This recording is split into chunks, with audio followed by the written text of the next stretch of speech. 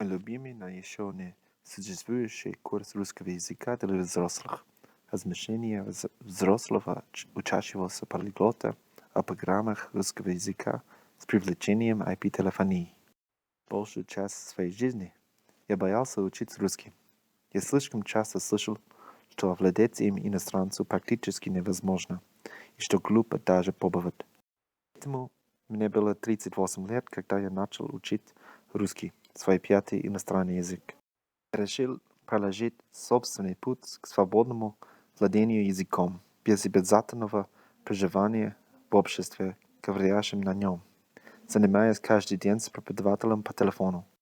Я работал в своем темпе и порой, используя собственные методы, сравнивал русский с другими иностранными языками и составил список пожеланий к курсам РКИ для взрослых. Мне повезло найти линейку учебников «Русский язык. 5 элементов». Собственно говоря, именно высокий уровень курса вместе с моими преподавателями мотивировал меня учить русский 3 года и в результате в этом году сдать экзамен на уровень B1. Эти мои заметки ни в коей мере не составляют конкуренцию учебникам 5 элементов, но, надеюсь, будут приняты в внимание при составлении курсов РКИ для взрослых в дальнейшем. Наиболее частая причина изучения русского взрослыми – желание говорить и понимать звучащую речь. Сегодня, благодаря IP-телефонии, большинство взрослых может найти онлайн-репетитора и регулярно разговаривать с ним.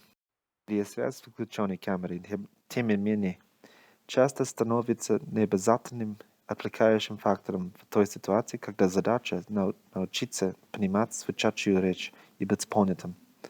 На мой взгляд, в этом случае не следует опираться на чтение по губам, мимику и жесты.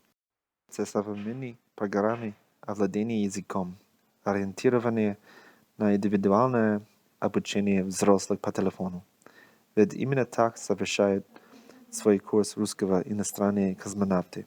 Сдают тест по телефону, разговаривают с экзаменатором. Но как составить подобную языковую программу? Открывая учебник, студент видит нулевую страницу, совершенно пустую, только с написанным номером. Это демонстрация того, что любое обучение начинается с абсолютного вакуума, с нуля. В самом начале он учится распознавать звучание букв и символов на русском. Для облегчения обмена информацией только при помощи голоса. Читает эти списки вместе с преподавателем, пока не запоминает все. Такая тренировка может сопровождаться сценарием. Декодирует каждый из кодов центра управления полетами за 30 секунд, или самолет потерпит крушение.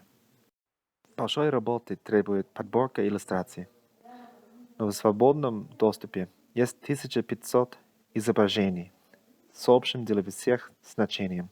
Это эмодзи. Намного легче составлять задания на их основе.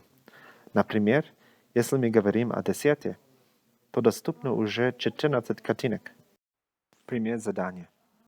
Перевод на родной язык часто является отвлекающим фактором, ложным комфортом.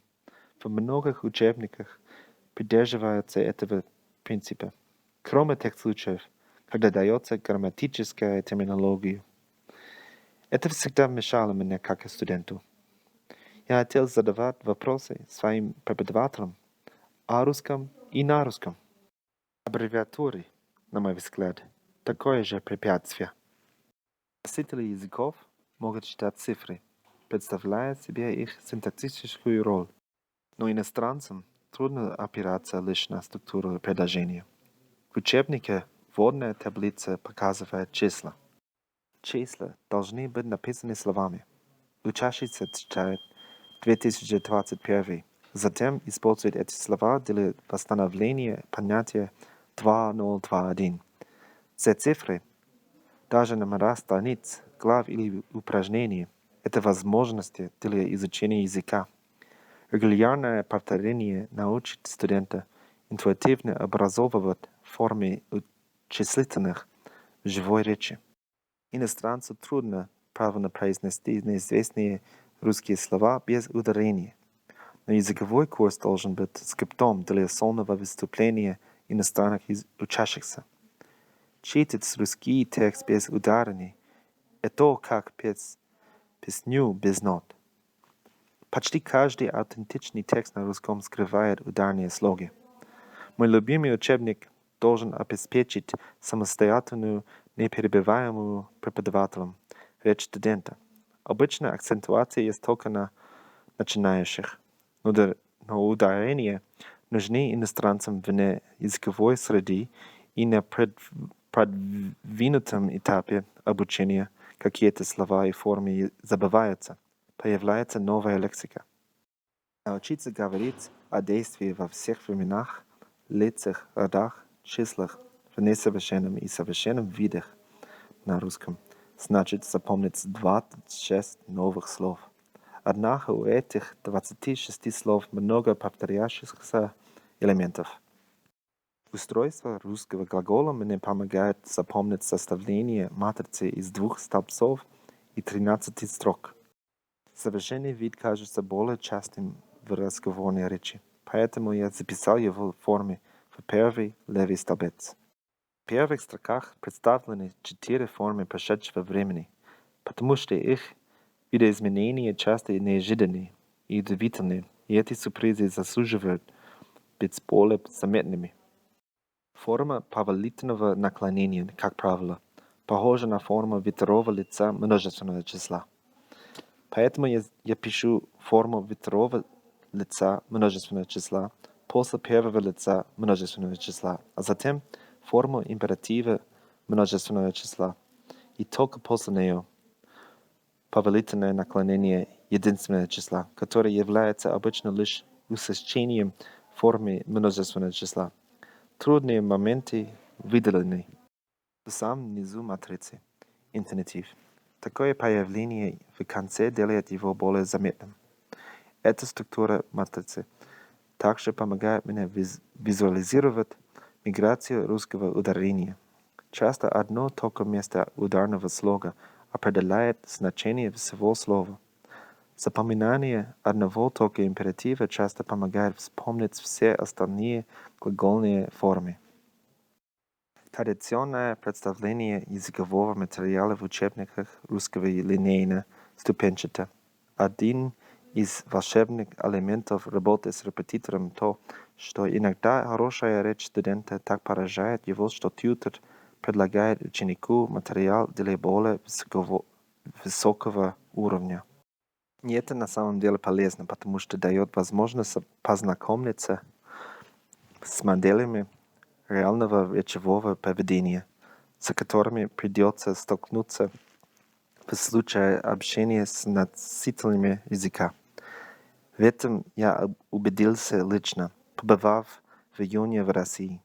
В живой речи моих собеседников, неподготовленных к общению с иностранцами, естественно, сочетались языковые элементы А1 и С4 в кавычках.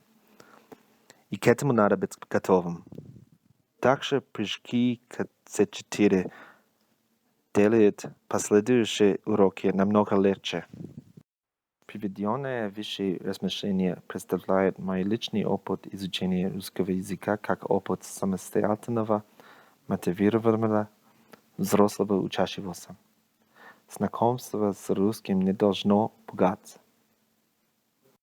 Предоставляя студенту возможность говорить, активизируя способность строить простейшие фразы при помощи отказа от перевода и постепенно и постоянно увеличивая узнаваемость языковых и речевых единиц, мы можем преодолеть страх новых учащихся и продлить их активное участие в процессе изучения русского. Если русскоязычные дети могут научиться говорить по-русски без перевода, то и взрослые иностранцы могут тоже, с опорой на специально созданные для этого условия, даже быстрее. Эти мысли наполняют оптимизмом, потому что отдаляют наши языковые навыки и умения от богатства и местоположения. Спасибо моему преподавателю Дарье Лесновой за комментарии. И спасибо вам за внимание.